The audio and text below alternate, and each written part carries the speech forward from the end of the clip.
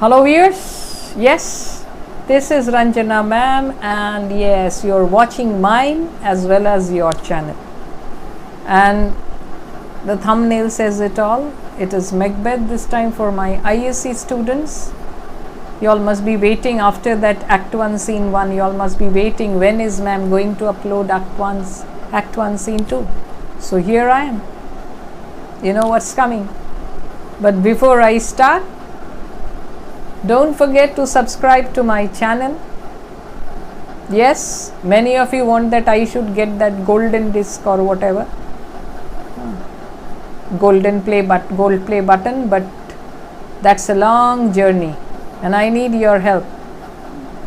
So please subscribe to my channel, share it among your friends, and see that I am able to succeed in my next target.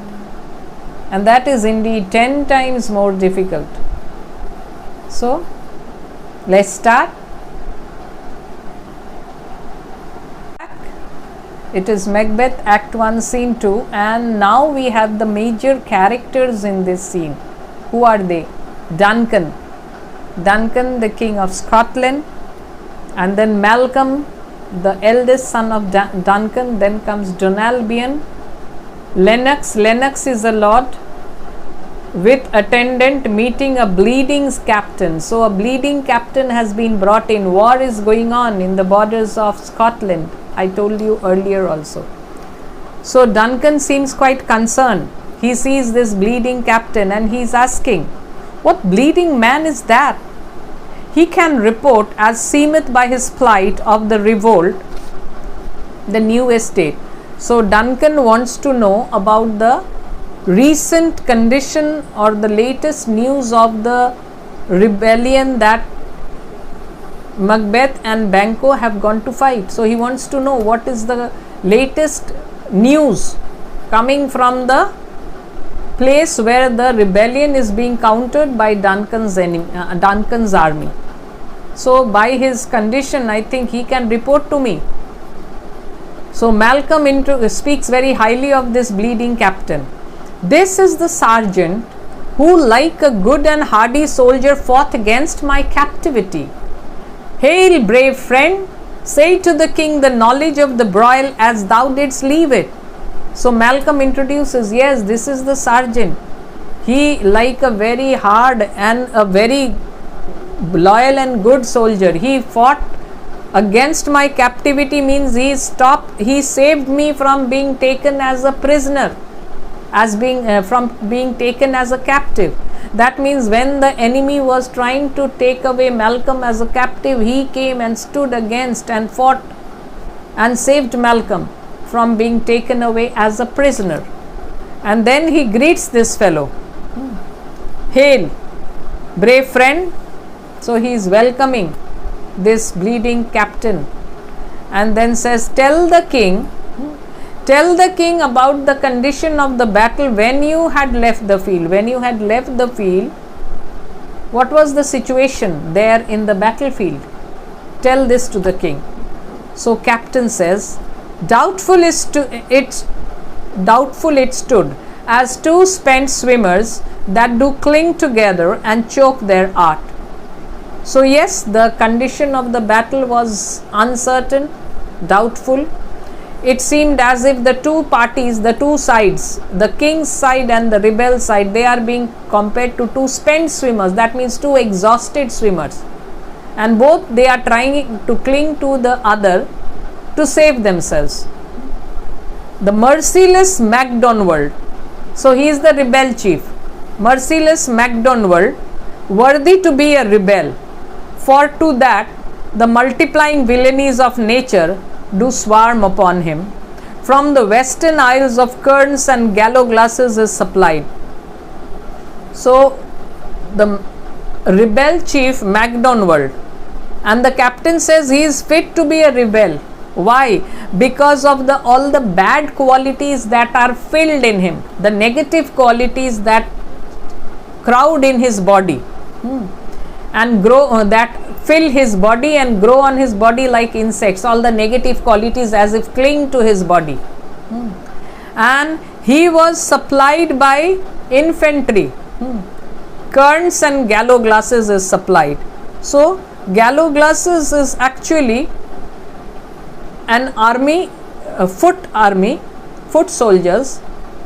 They are Irish foot soldiers, the infantry we say, and also kerns.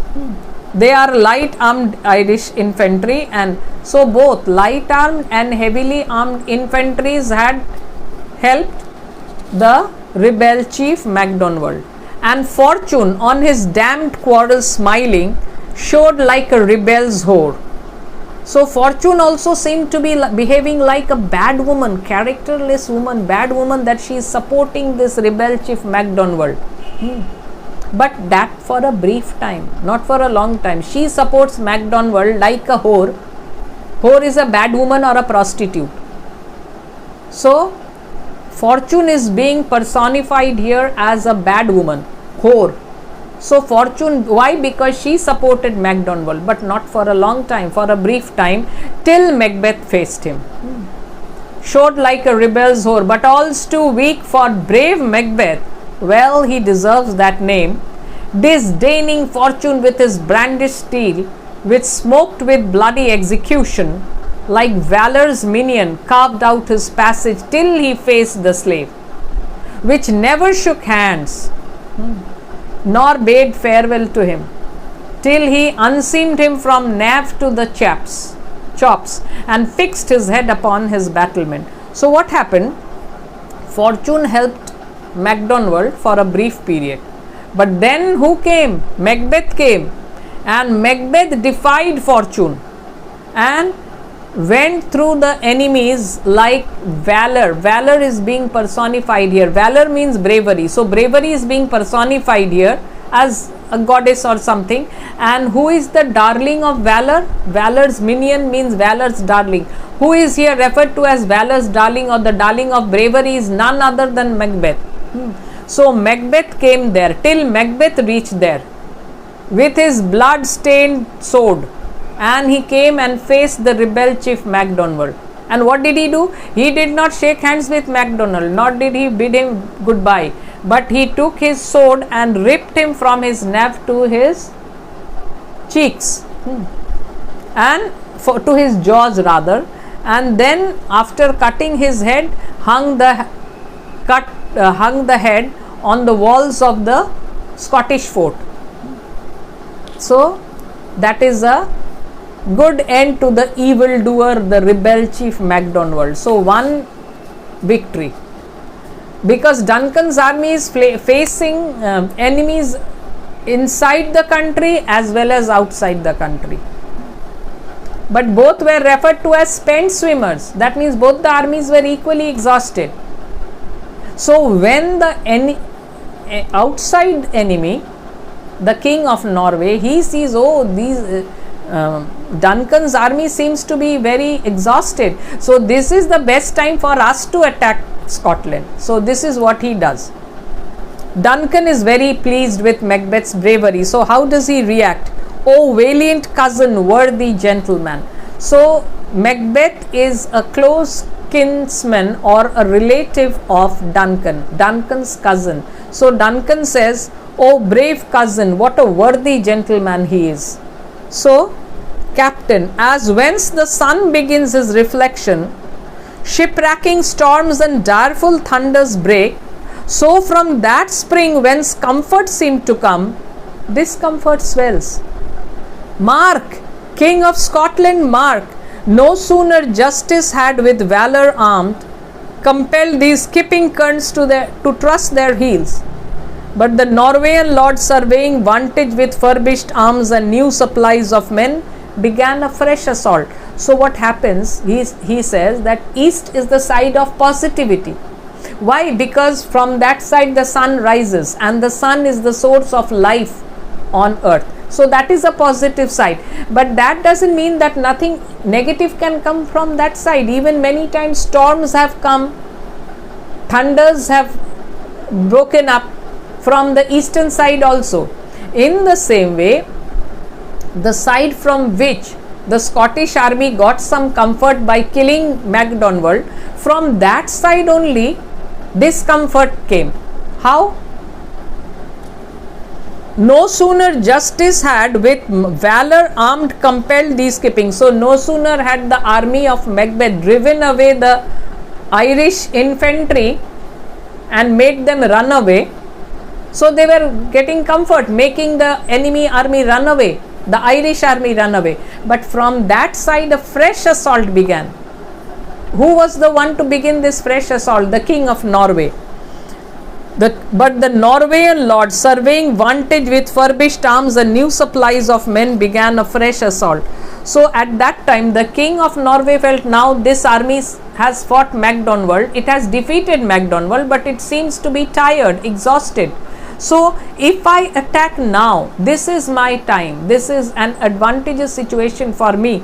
So if I attack now with new weapons and fresh army, then maybe we might get a victory over Scotland. So they start a fresh assault. Duncan, dismayed not this, our captains Macbeth and Banquo. So weren't our captains Macbeth and Banquo dismayed by this fresh attack? Didn't it frighten them? Just see the example that the captain gives. Yes, as sparrows eagles or hare the lion, if I say sooth, I must report they were as cannons overcharged with double cracks. So they doubly redoubled strokes upon the foe, except they meant to bathe in reeking wounds or memorize another Golgotha, I cannot tell. But I am faint, my gashes cry for help. So the captain says, yes, they were frightened in the same way as sparrows can frighten an eagle. Sparrows, can they frighten an eagle? No, they cannot. So the Norwegian king and his army is referred to sparrows. And Macbeth and Banquo, they are the eagles. So will the eagles be afraid of these sparrows? Or can a hare frighten a lion? So the lions are Macbeth and Banquo, and the hare is the army of Norway and the Norwegian king. And then he says, to tell the truth, I should say that they were like cannons filled with double charges of powder, and they redoubled their efforts in hitting out at the enemy. Cannon, you see one hole, from there the ball goes, cannonball. But here as if they were cannons with double cracks. 2. So at one time if you shoot, 2 balls will explode. So Macbeth and Banquo were like that, cannons doubly charged with double cracks. So one person, but they fought as if they were several persons. And in that way Macbeth and Banquo, they heroically fought and defeated the army. And they filled the place with the enemy dead bodies. They as if wanted to bathe the land in the blood of the enemies. Or did they want to create another Golgotha? Golgotha is a place which is filled with human skulls. Then he says, but I am feeling very weak. I seem to be fainting. My wounds, they need to be treated. I need help for my wounds. They are crying out as if to be treated. Duncan, so well thy words become thee as thy wounds. They smack of honor both. Go, get him, sergeants. So Duncan is very pleased. He says, your words are equally worthy as your wounds are. Your wounds are that of a soldier. So they are worthy and your words are equally worthy. Both are honorable. Then he tells his attendants to get the sergeants to treat this soldier. So he goes away. Now 2 lords come, Ross and Angus. They are 2 lords. Who comes there? Malcolm, the worthy Thane of Ross. Thane means lord. Macbeth was the Thane of Glamis, and this is the Thane of Ross. What a haste looks through his eyes. So should he look that seems to speak things strange. So Lennox, he is another lord. He sees that there is some urgency in the eyes of the Thane of Ross, as if he wants to impart some very important news. God save the king, Ross says. Whence camest thou, worthy Thane? So, from where have you come, worthy Thane of Ross? From Fife, great king. Fife is a place in Scotland. Fife, you will come to know of it soon. Why? There is one lord whose name is Macbeth, and Macbeth is the Thane of Fife. That means he is the lord of that place. But here he is not. You won't find him here, but in the following acts you will find, because he plays a very important role in Macbeth. He is the one who finally kills Macbeth, the Thane of Fife, Macbeth.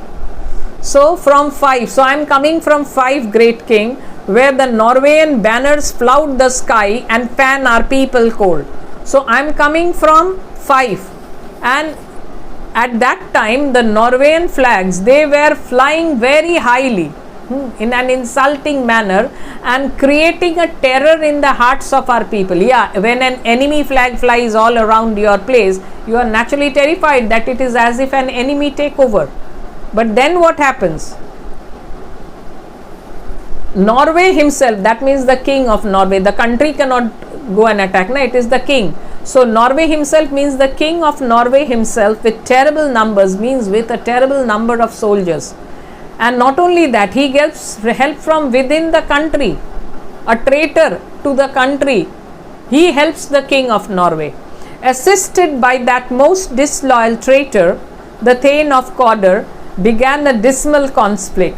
So, helped by the Thane or the Lord of Cawdor, the Lord of Cawdor helps the king of Norway, and then they begin a very strong battle against the Scottish forces till Macbeth arrives. So long as Macbeth is not there, you show your bravery, but once Macbeth comes, the stage is his. Till that Bellona's bridegroom. Why is he referred to as Bellona's bridegroom? Bellona is the war goddess. Bellona is the goddess of war or the war goddess. And bridegroom, that means the lover of Bellona. That means he is a very brave soldier. So till that Bellona's bridegroom, lapped in proof, confronted him with self-comparison, point against point, rebellious arm against arm, curbing his lavish spirit, and to conclude, the victory fell on us.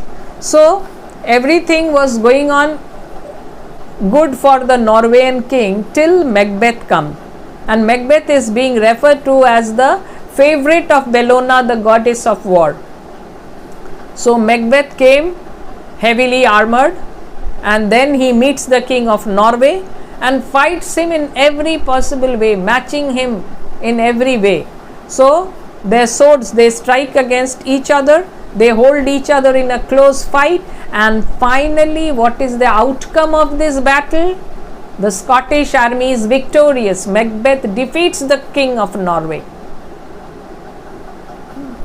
So Duncan is naturally very happy, great happiness. So this is a great this news brings us great happiness, that now Sweno, the Norway's king, craves composition. So the situation is such that the king of Norway, his name is Sweno. Sweno, the king of Norway, he is asking for peace terms. He wants peace. He has surrendered. Nor would we deign him burial of his men till he disbursed at St. Combs Inch $10,000 to our general use. But now the Scottish army is at an upper hand, and they are dictating the terms for the peace. Norway wants peace, they have surrendered, but the Scottish army is dictating terms to them. They have said that we won't allow you to bury your soldiers in our land unless you pay us $10,000 at St. Combs Inch. Maybe they want to bury their soldiers there, but we won't allow you to bury your soldiers at St. Combs Inch unless you pay us $10,000 to be used as we wish. Duncan comes to a resolution. No more that Thane of Cawdor shall deceive our bosom interest. Go, pronounce his present death, and with his former title greet Macbeth. So Duncan realizes that the Thane of Cawdor had turned a traitor. So he won't allow the Thane of Cawdor to betray their interest again, betray their trust again. We had trusted him and he betrayed us, so we won't allow him to betray us again. So go and see that he is executed. He gives the orders for execution of the Thane of Cawdor. And this Thane of Cawdor, once he dies, this title will be conferred to Macbeth. This title, the Thane of Cawdor, that means from now onwards Macbeth will also be the Thane of Cawdor. So he is already the Lord of Glamis or the Thane of Glamis. Why? He has inherited this title from his father, and now he will be the Lord of this place called Cawdor. I'll see it done. So Ross agrees. Yes, he will see that the orders of the king is carried out. That means he will go and impart this news to Macbeth. Duncan, what he hath lost, noble Macbeth had won. So the Thane of Cawdor lost his lordship. Why? Because he turned a traitor. And now Macbeth has won this title. Why? Because of his exemplary bravery in the war and saving Scotland from disgrace at the hands of the foreign powers or at the hand of the rebels. So at this moment, how do we find Macbeth? A very popular general in King Duncan's army, the darling or the favorite of the king, a very close relative, and the apple's eye of his people. This is how we see Macbeth in the beginning, and what a contrast to the Macbeth which we come to know in the end, or which we see in the end. A fallen hero, a tragic hero. Due to a tragic flaw, he undergoes this type of downfall. So this is where Act 1 Scene 2 ends. Yes, so I'll be coming up with the next scenes in the course of time. So now let me bid you goodbye. Have a nice time ahead.